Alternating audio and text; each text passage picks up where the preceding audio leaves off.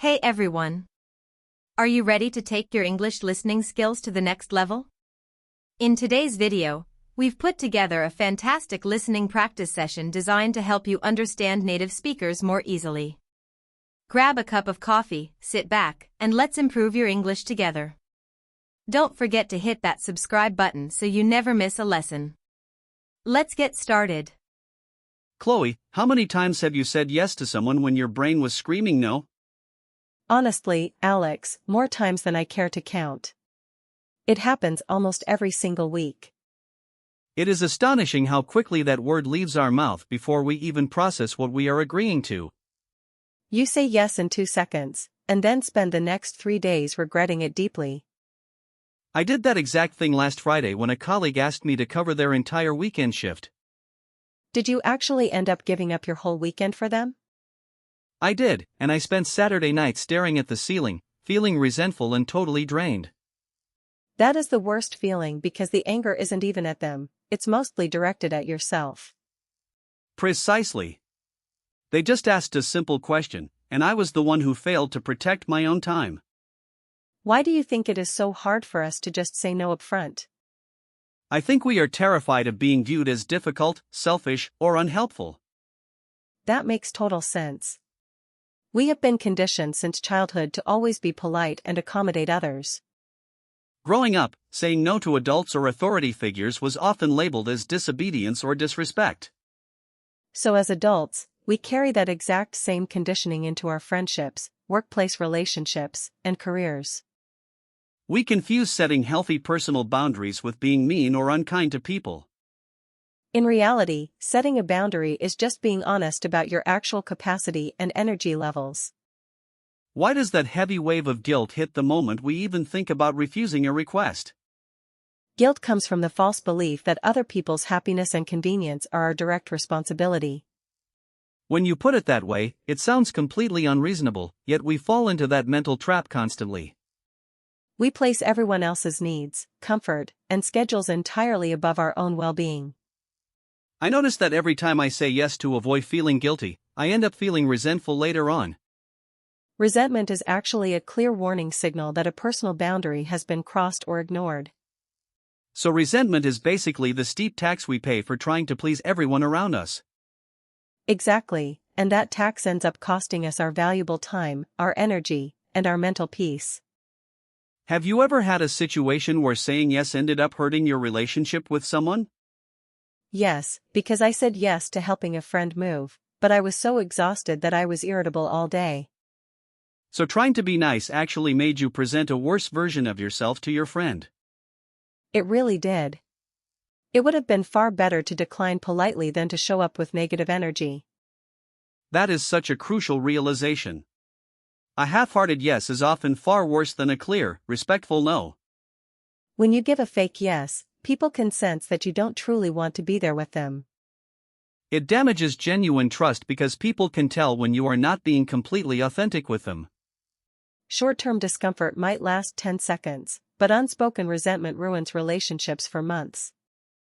The workplace seems to be the absolute hardest place of all to enforce clear boundaries.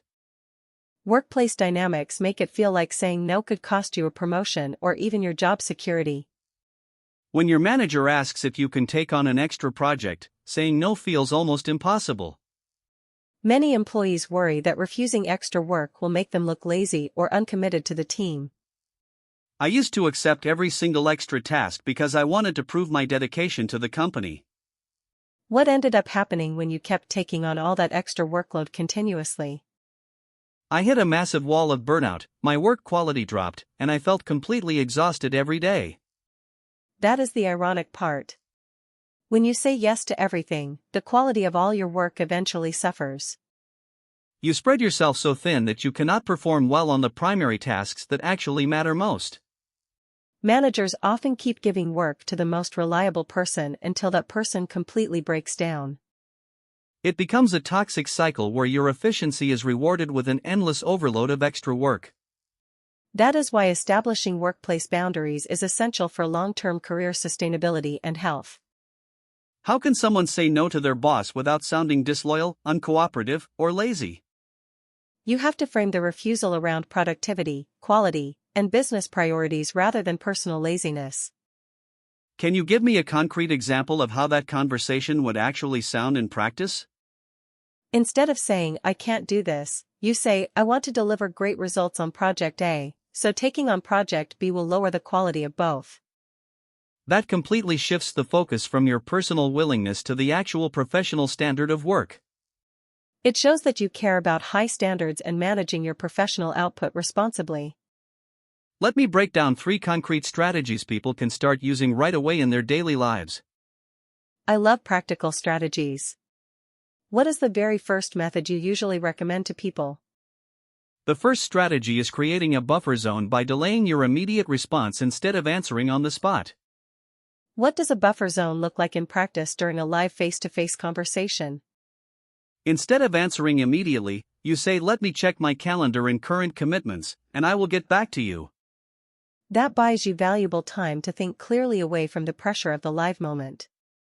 It removes the false urgency and gives you space to decide if you truly have the capacity to help. When you respond later via message or email, it is much easier to deliver a calm and clear refusal. What is the second strategy for turning down a request respectfully without causing offense? The second strategy is offering a counterproposal or a partial alternative that works for you. How does that work when someone asks for your time, energy, or professional assistance? You decline the original large request, but offer a smaller action that fits within your actual capacity. For instance, "I can't review the entire 50-page document today, but I can check the executive summary tomorrow morning." Precisely. You are still being helpful and supportive, but strictly on terms that protect your personal workload. It demonstrates goodwill while maintaining firm, healthy control over your personal schedule. What is the third strategy, especially when no alternative option can be offered? The third strategy is the direct refusal combined with a sincere statement of gratitude. How do you deliver a direct refusal without sounding cold, distant, or overly harsh? You say, "Thank you so much for thinking of me for this opportunity, but my bandwidth is currently full, so I have to pass." That is clear, respectful, and leaves absolutely no room for confusion or lingering negotiation. Notice how that response doesn't include a long, defensive list of elaborate excuses. Over-explaining is a huge trap because excuses give people easy points to argue against or solve. When you give too many excuses, people try to solve your excuses so you feel forced to say yes. If you say, "I can't because I'm busy today," they might say, "That's fine, we can do it next week instead." Keep your refusal simple, polite, and direct so the boundary remains completely solid. Why is protecting our personal energy so crucial for overall mental and physical health? Your energy is a finite resource. If you give it all away to others, you have nothing left for yourself. We often treat our personal energy like an endless well that will never run dry. When that well eventually runs dry, you experience deep anxiety, physical exhaustion, and emotional burnout. Saying no to someone else is fundamentally saying yes to your own stability and well-being. It means saying yes to your physical health, your sleep, your personal hobbies, and your inner peace. It took me years to realize that my time is just as valuable as anyone else's time. Many people treat their own schedule as flexible while treating everyone else's schedule as sacred and unchangeable. I used to cancel my own workout or reading time just because a friend wanted to chat spontaneously. Your personal downtime is an important appointment with yourself, and it deserves equal respect.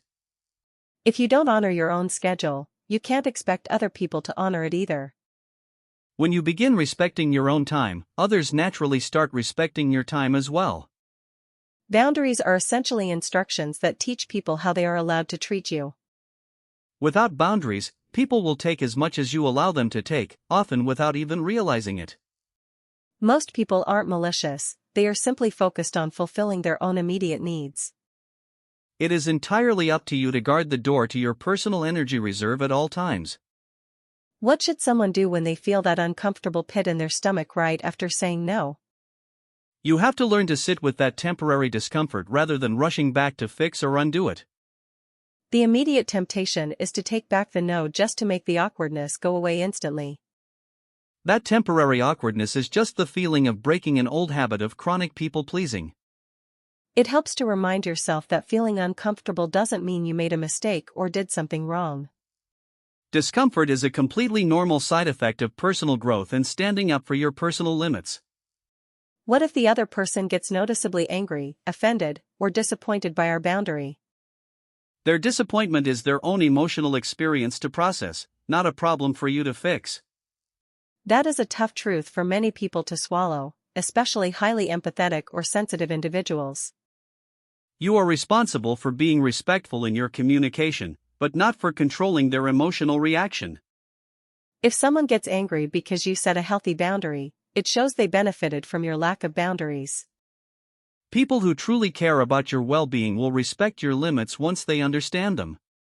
Setting boundaries acts as a natural filter for who truly values you versus who just valued your convenience.